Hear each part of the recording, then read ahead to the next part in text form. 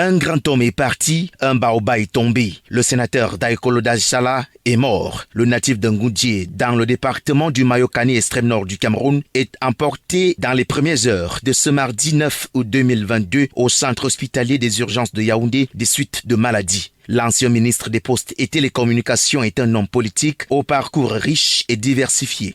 Tout part de son entrée dans l'administration en 1967 comme sous-préfet d'Angaoundiri, région de la Damaoua. Il est directeur adjoint de l'administration générale du ministère des Finances de 1969 à 1970, avant de devenir de 1970 à 1973 directeur des transports. Il passe 10 ans à la tête de la direction générale des transports publics, la SOTUC, entendez Société des transports urbains du Cameroun. Le natif du Mayokani connaît un passage à vide puisque prisonnier pendant 7 ans à la suite du coup d'État manqué contre le président Paul Biya en 1984. Après sa libération en 1991, il participe aux élections législatives de 1992 avec son parti politique le MDR et remporte 6 sièges. Le président du mouvement pour la défense de la République est élu député du Mayokani Sud en 1997 et soutient la candidature de Samuel Ebois en lieu et place de Paul Biya à la présidentielle d'octobre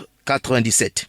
3 mois plus tard, le 7 décembre 1997, l'homme est limogé de son poste de ministre des Postes et Télécommunications. Enfin stratège, il retourne la veste et s'allie avec le Rassemblement démocratique du peuple camerounais, parti au pouvoir, pour donner une expression jusqu'ici reconnue comme plus que favorable au parti de Paul Biya dans le Septentrion.